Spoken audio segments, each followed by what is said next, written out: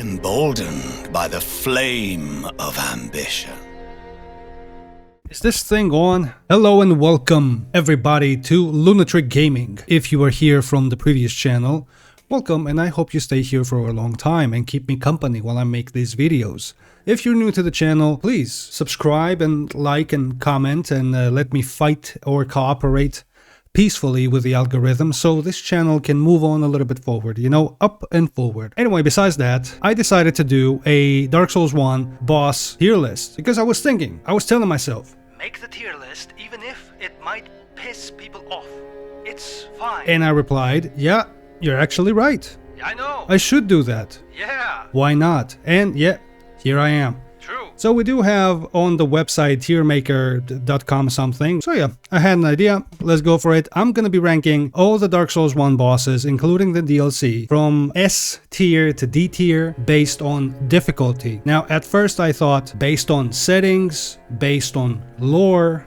I'm not such a lore expert. I'm not Vadividia. Shout out to Vadi. But I know them better based on difficulty. How many times I've died to them. So we're gonna do just that. S tier, just to explain the rules, is the hardest fight you can have. Considering you have a normal build, I mean no challenge build, you do only fist damage. You only do whip damage. Or you only do miracles only run. None of that. You have a magic build. You have the build of your choice and you just go a normal playthrough. And also to consider that it might be the first time you play Dark Souls and how hard it would be for you. For reference, I'm gonna remember many years ago, not so many, I'm not that old, okay, how it was and which boss and which bosses gave me the hardest time and I have the worst experiences with. So to start off, we do have the Asylum Demon. Now we know this beautiful boy, the Asylum Demon, which is the introduction and tutorial boss in the first area in the asylum. Duh. So for this guy, here's the catch. You step in first time, you have no weapons, you only have a broken straight sword if I'm not mistaken, and you deal one singular damage, and you think to yourself, wow, this is kind of hard. What am I gonna do? So you run to the left and then you find the solution. Oh, I gotta get my gear first and then come back. And then you do a plunging attack, which takes, if I'm not mistaken, 1/5 of his HP, probably something like that. And then with the build of your choice, you proceed to 10-shot the boss, or if you have black fire bombs, 3-4 hits, if I'm not mistaken. So for this thing, because it is the introduction boss and it's pretty easy, I'm gonna put it on C tier. The Taurus Demon is notorious for exploitation. You can exploit gravity and use gravity to your advantage, and I suppose you will do it. I only managed to do it twice.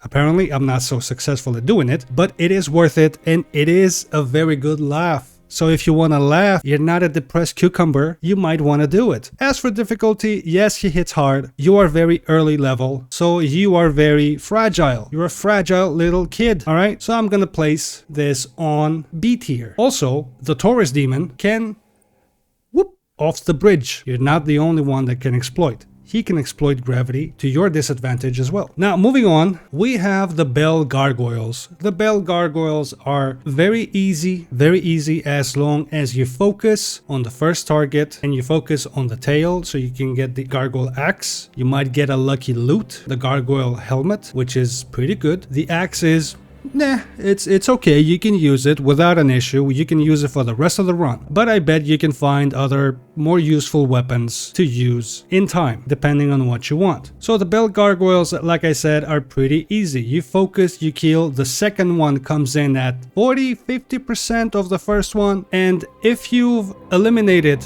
the tail, you're good. The second dragon is a little bit more passive when you're fighting the other one, and it shoots a lot of fire. So what you have to do is to realize the janky system of dodging in Dark Souls 1 and Remastered. Move to the left or right, go behind him a little bit, and just spank until it's dead. And you'll be good to go. Also, you have a summon. You have the Sunbro, you have Solaire. So don't worry too much about it. So for this, I'm gonna put it in C tier. Now up next, you do need a key to enter the depths. And the Capra Demon does exactly that. It's a little bit of a secret-y area. I still have trouble finding it, believe it or not. I know it's pretty dumb, but as for the Capra Demon, I'm gonna place it right away on A tier for one very small specific reason.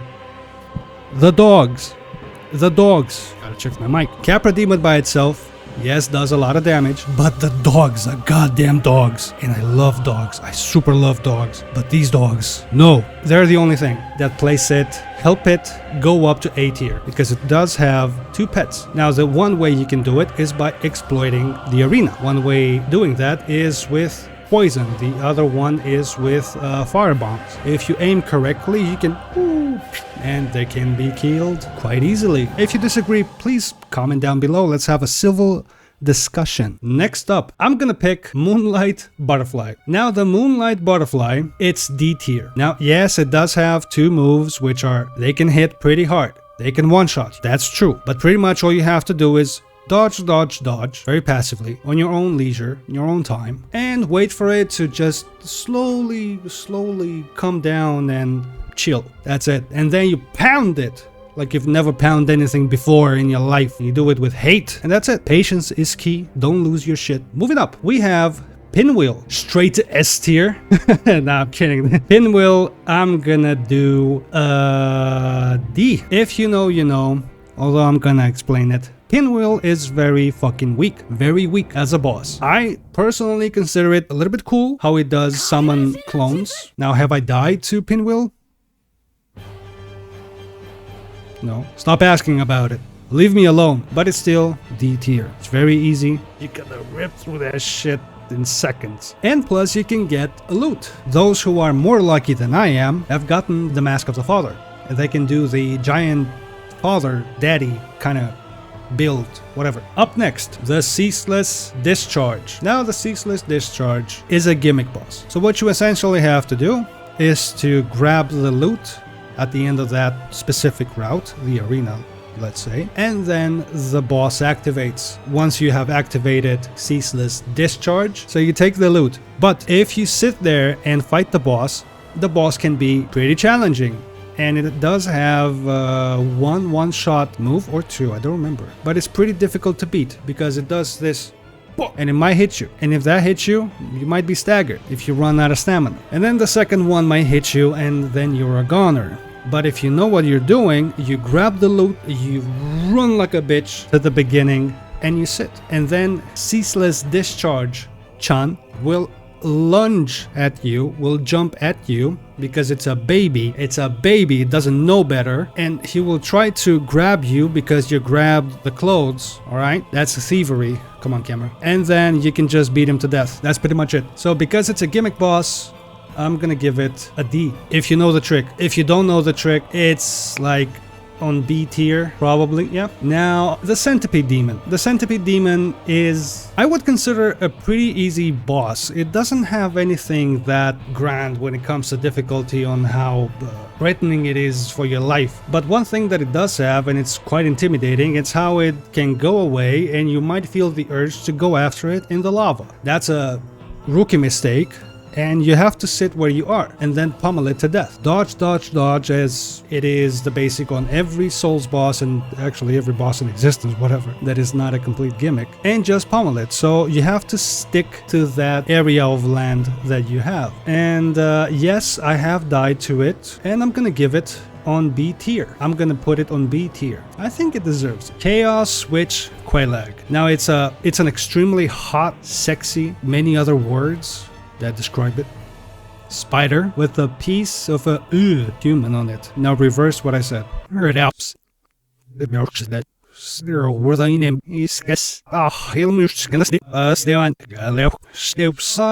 Alright, so Quelaag is a very dope boss in my opinion, and I'm gonna place it on A tier. It's one of the main bosses. It's a vital part of the story, which is in the most wonderful area in Dark Souls, Blighttown. And that's how you get to him, by the way. And him. It has a pretty devastating AoE, which if you're not prepared and if you're not Dark Souls savvy enough to recognize it, it can one-shot you or at least do a lot of damage. It can spew lava, which can stick around, has a sticky effect, and it can kill you pretty easily. Quelaag also attacks with a sword, pretty threatening as well, but as long as you keep in between the first leg and the second leg, I prefer to do it from the right side, you're okay. Just keep in mind to watch if she's getting ready for an AoE, and if she does, get the fuck out of there. You will notice that we don't have any S tiers yet. We're getting there. Ornstein and Smoke, the iconic duo from Dark Souls 1. The iconic duo. the iconic weapons, especially the small hammer and Ornstein's armor, and it is quite hard. It is quite hard. Now, it's not super hard. None of these bosses are super hard. You should know that. None of these are super hard. If you know what you're doing pretty much, it's not very hard. The hardest thing in Dark Souls 1 is not the bosses themselves. It's the damned areas. It's until you get there. Unless you run through everything. But even so, in Dark Souls 2, for example, the Smelter Demon area, the Sir Alon area, I've had so many issues getting through there. It took me so many tries. I was ready. I was a beginner back then with Dark Souls games. I was like, fuck it, take it away from me. I was so mad, so salty. Anyway, Ornstein and Smo. After you're done with the first phase, let's say you kill Smo, Ornstein is gonna come and say, hey, fuck you. Stab, Ornstein is gonna get huge, plenty of fancy electric power. Or if you kill Ornstein first, Smo is gonna be like, hey, fuck you, mate. And the same is gonna happen to Smo. And yes, of course, they deal a lot of damage, but they're easier to dodge and they're easier to hit because they're big. Smo has a electrifying butt smash. He's trying to smash you with his ass, and he does have a gigantic ass. All you have to do is just run away, like you do with every AoE, and you're gonna be fine. It is legendary for a reason. Many lost souls quit the game right there and then, right before the greatest view ever created. Alright, moving on. Now from there, in Anor Londo, we have Dark Sun Gwyndolin. Moving on. Okay, jokes aside, Gwyndolin is a very easy boss. He can still one-shot you with a barrage of arrows and with magic. So D is not really the right idea because of the threat he possesses if you don't dodge correctly. But still, it is a gimmick boss pretty much. He can run out of space because he can create like a allegedly infinite hole towards Guinevere, but it doesn't quite work. So in the end, he will run out of space. Maybe he runs out of RAM. His system, his snakes say, no more, please, we can't fucking take it anymore, and that's it. He'll run out of it, and then he dies in like 6 hits. And if you have a stronger weapon, or if you are a little bit over leveled, you can pummel him very easily. Then we have Bed of Chaos. Now, Bed of Chaos is a very infamous boss because it is a gimmick boss and is one of the most annoying in the series. Now for this, if I was about to say for the most lethal arena ever in a Souls game, yes, Bed of Chaos would be on S tier, undoubtedly. But considering that the boss itself is but he does take advantage of his environment, I don't know, should I count it as difficulty, as boss difficulty, or as arena difficulty? I'm not sure how to count it. Maybe you can help me out. Let me know what you think, honestly. So for Bed of Chaos, I will put them on B because yes, he hits hard. He does hit hard, but that's all. That's all he does from hitting. All deaths that you're gonna get from Bed of Chaos are from gravity, because in the end, the middle part breaks down after you destroy the two things. Alright, left and right. The middle part breaks down. And then you have to do like a leap of fucking faith. You have to become Ezio. And then it's a 1 in 10 chances that you're gonna get it right. Let's not fucking kid ourselves. So, B. I might change my mind later. I'm already changing my mind. Oh, no, you know what? See, we're not doing environmental damage. Where should we go next? As for the DLC, we're gonna take it in the end. Another boss that some people have an issue with, but not that much. You have a ridiculous way of eliminating this one, is the Iron Golem, Sense Fortress. Just defeating this guy it's absolutely crazy. It's absolutely insane. It's so funny. You basically get him to stay on the edge, and you hit his legs until he just boop, he falls down in a very ridiculous manner. Easy boss. Yes, he can hit hard, but the one reason I'm gonna place him on B tier is because he can grab you and just yeet you off, and that's it, you're dead. And it does hit hard, but it's very slow moving. It's very slow moving. I know I skipped over him. I should have done him before, but anyway, whatever. Now I'm gonna do the Four Kings. I think the arena, even though yes, it's the endless abyss, it's very disorienting. You don't have a great perception of depth, so that confuses me and confuses quite a lot of people. And the Four Kings have a pretty strong grab, which takes away your humanity. Probably, don't quote me on that because I do not remember. And they hit hard. You have 4 of them. It's not like they come all together. So I'm gonna place him, I don't know, probably B tier, to be honest. It's a fun boss. I like the boss. Now, one that is more lethal than almost any of them is the Stray Demon under the Asylum. Not just under the Asylum, but before Bed of Chaos, or is the Fire Sage. Ah, yeah, it's the Fire Sage Demon, and this one, the Stray Demon, is below the Asylum. Now, for the Stray Demon, he hits hard. It's basically the same thing with the other demon, only that he's more buffed out. So I'm gonna place him on A tier. He does hit hard. A boss that I do have quite an issue with is the Demon Fire Sage, and I'm gonna place him on A. He's tough. I have quite the difficulty with him. I don't know why exactly. He hits hard. He has plenty of AoEs, especially with a grand slam of an axe, then poof, and it deals quite a lot of damage. And he has big reach, and motherfucker can jump. Anywho, then we move on to Gravelord Nito. I completely forgot about Gaping Dragon. Okay, let's do Gaping Dragon. So for Gapy Boy, for Gaping Dragon, it's pretty easy. You have to stick to the sides, cut the tail off. Don't forget to do that.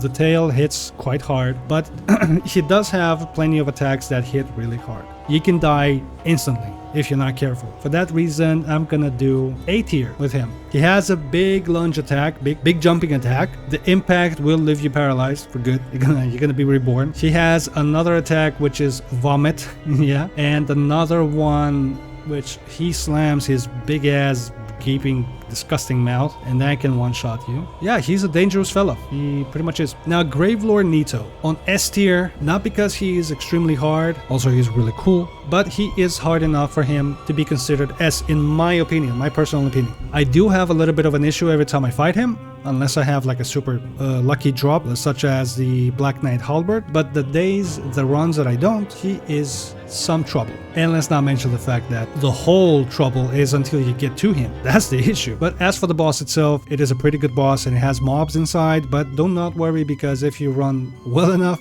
and if you dodge well enough, he also deals damage to the mobs. But still, very nice. As for Seath the Scaleless. Now Seath, first time you see him, he curses you and you go to prison. After that you escape and you go to his arena, and behind him, or to the side, I don't remember, there is a crystal. You snap that crystal and then he becomes mortal. He can be injured and killed. He does have curse, which is very dangerous if you don't have anti-curse item. A lot of crystals, and this is how you get the Moonlight Greatsword, which I never got to have. I tried, I just miss. I don't know. I can't get there behind and do my thing with my pokey. No, you misunderstand. Anyway, for Seath the Scaleless, I'm gonna put him on S tier because he is a threat. Sanctuary Guardian, S tier. He is a very annoying boss. He doesn't have, he does not have like a gigantic health pool, but I still consider him to be a very annoying and strong boss. He is very fun though, and in the end, I don't remember what triggers it exactly, you do get two of them. Anus, father of the... Huh? Manus, Father of the Abyss. Now, this fight is one of my favorites. He has that whipping attack that keeps you in the air and then smashes you on the ground, and you say a prayer to not be spanked anymore. And it is a very good attack. He also has some dark beats, which can one-shot you. He has a very cool AoE. And I don't know, man, it's a very cool boss in my opinion. So, Manus, Father of the Abyss, S tier. As for Crossbreed Priscilla, I'm gonna place her on, I would say B tier. Why though? She can turn invisible, but up until then, if you don't talk to her, if you don't attack her, she's not gonna do anything to you. She's a peaceful gal. But if you do attack her, you trigger the boss fight, of course, and she is pretty easy. Just look at the feet. Yeah, like you haven't done this already. You need me to tell you that. Yeah, I see you. And you will know where she is. No trouble there. Artorio of the Abyss, the legendary fight. Straight to S tier, and this I'm gonna place it also for beauty. I love his moveset, I love how he looks. Artorio of the Abyss has one of the most tragic stories, which connects with Sif. Oh, it makes me sad every time I play this. It makes me fucking sad. It makes me really... It depresses me, man. Yeah, great moveset. He deals a lot of damage.